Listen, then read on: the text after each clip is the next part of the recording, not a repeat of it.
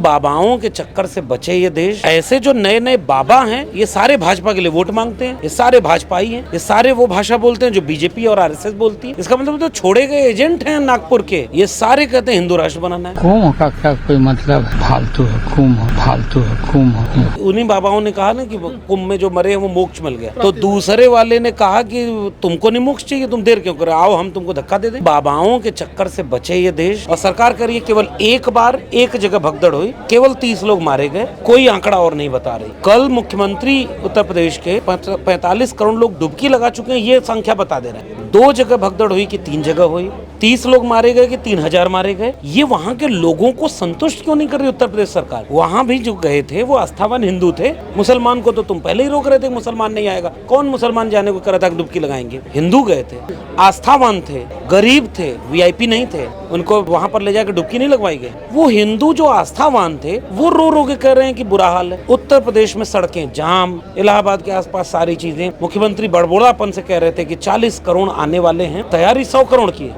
अभी 45 करोड़ हुआ है। आपका बड़बोलापन इसलिए कहा जा रहा है क्योंकि आपने एक नहान हुआ, बड़ा हुआ, उसी में आप रोक नहीं पाए। आप कितना भी हेलीकॉप्टर से फूल बरसा लो, आप कितना भी मीडिया को मैनेज कर लो, आप कितना भी महिमा मंडन अपना कर लो, ये सब कुछ आज नहीं कल लोग बोलेंगे। गाँव गाँव लोग लौट। बीबीसी की एक रिपोर्ट है कि बिहार के जो लोग वहाँ गए थे वो जब लौट के आए तो बता रहे हैं कि कितने लोग मर गए, कितना बुरा हाल है, खाने पीने की चीज नहीं। वहाँ के लोकल लोग एक तरफ मदद कर रहे हैं, दूसरी तरफ दुकानदार लूट रहा है। वहाँ कितनी अव्यवस्था है, बस मीडिया मैनेज रहे ताकि बाहर से न पता चले। गरीबी, भुखमरी, बेकारी, ये सब से ध्यान हटा करके ऐसे मुद्दों पर ले जाना चाहती है जिससे उसका हिंदू मुस्लिम का एजेंडा चले, उनकी कुर्सी सुरक्षित रहे। इसी कुंभ का आपने उदाहरण दिया। उत्तर प्रदेश में या प्रयागराज के आसपास रहने वाला एक भी व्यक्ति, आप उससे पूछ लीजिए वहाँ क्या हुआ है। ये वहाँ के लोगों की कहानियां लोग सोशल मीडिया पर लिख रहे हैं, वीडियो आ रहे हैं। और सरकार करिए केवल एक बार एक जगह भगदड़ हुई, केवल 30 लोग मारे गए, कोई आंकड़ा और नहीं बता रही।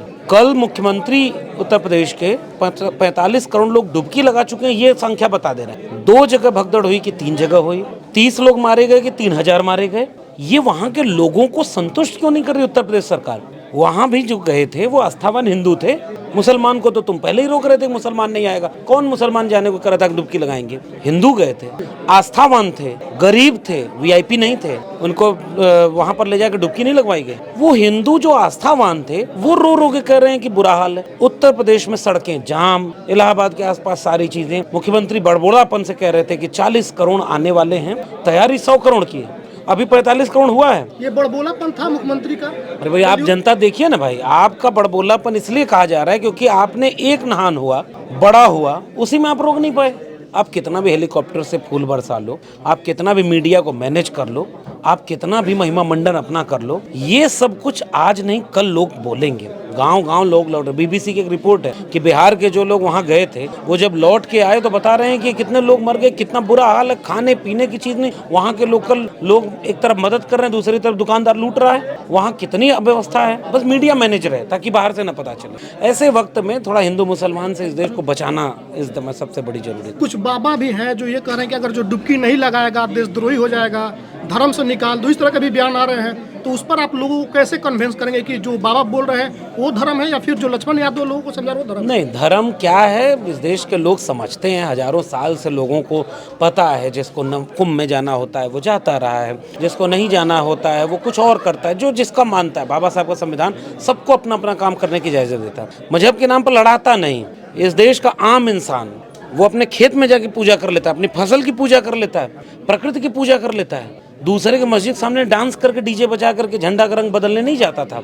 ये भाजपा करवा रही है, इसलिए उनसे हमें शिकायत नहीं है। और ऐसे जो नए नए बाबा हैं ये सारे भाजपा के लिए वोट मांगते हैं, ये सारे भाजपाई हैं, ये सारे वो भाषा बोलते हैं जो बीजेपी और आरएसएस बोलती है। इसका मतलब तो छोड़े गए एजेंट हैं नागपुर के, ये सारे कहते हैं हिंदू राष्ट्र बनाना है। ये सारे अभी उन्हीं बाबाओं ने कहा ना कि कुंभ में जो मरे हैं वो मोक्ष मिल गया, तो दूसरे वाले ने कहा कि तुमको नहीं मोक्ष चाहिए, तुम देर क्यों कर रहे हो, आओ हम तुमको धक्का दे दें।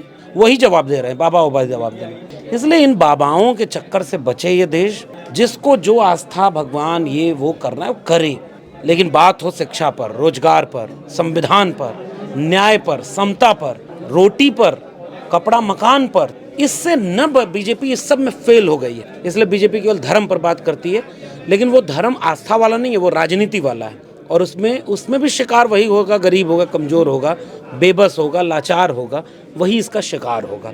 ये भाजपा की राजनीति धर्म को भी तबाह कर रही है, धर्म का भी नुकसान कर रही है, समाज का भी कर रही है। इसलिए इससे पूरे देश को बचाना हम सबकी जिम्मेदारी है। ये बाबा ओबा क्या है, कोई चिमटा से मार रहा है, कोई ऐसे दौड़ा ले रहा है, ये सबको हम उस पर कोई टिप्पणी नहीं करेंगे। हम तो आम लोगों को संबोधित करते हैं, आस्था है रखो, लेकिन किसी सियासत का और व्यवसाय का मोहरा न बन जाओ। बाजार आपके आस्था को बेच खरीदने लगे और नेता उससे कुर्सी और सिक्योर करने लगे, वोट बैंक बना ले। ऐसी आस्था बचो, आस्था दिल में होती है, उसको सम्मान रखो, उसको अपना काम करो, लेकिन बाकी चीज़ों से इस देश को बचाना चाहिए। शासन प्रशासन को छोड़कर देश की जो बहुजन जनता है उसको क्या कहेंगे, जिस तरीके से अंधविश्वास में लिप्त होकर अपने जाने गंवा रहे हैं? हम सबसे ये कहना चाहते हैं कि अपने बच्चों को शिक्षा दें, उनको अच्छी तालीम दें, उनको विचारधारा और इतिहास पढ़ाएं, समझाएं, उनके भविष्य की चिंता करें, उनको अच्छा इंसान बनाने के लिए कोशिश करें कि वो बेहतर इंसान हो, मोहब्बत से रखें, नफ़रत और दंगे में ना जाएं, बंदूक और हथियार में ना जाएं। हर एक व्यक्ति अपने बच्चों को अच्छा बनाना चाहता है। नज़र रखें कि आपके बच्चे किसी दंगाई नेता के हाथ में इस्तेमाल तो नहीं हो रहे हैं। वो बचाना, आपको अपना परिवार बचाना, आपको अपना बच्चों का भविष्य बचाना, ये जिम्मेदारी है। इसका लाभ किसी को नहीं है। चंद मुट्ठी भर लोग इस दंगे में आग लगाते हैं और रोटी सेकते हैं, और जो जलता है उसकी पीढ़ियां बर्बाद होती हैं तो कोई पूछने नहीं जाता है। तो केवल यही संदेश देना चाहता हूँ, कलम और किताब बचाएं, सम्मान बचाएं, संविधान बचाएं। शुक्रिया।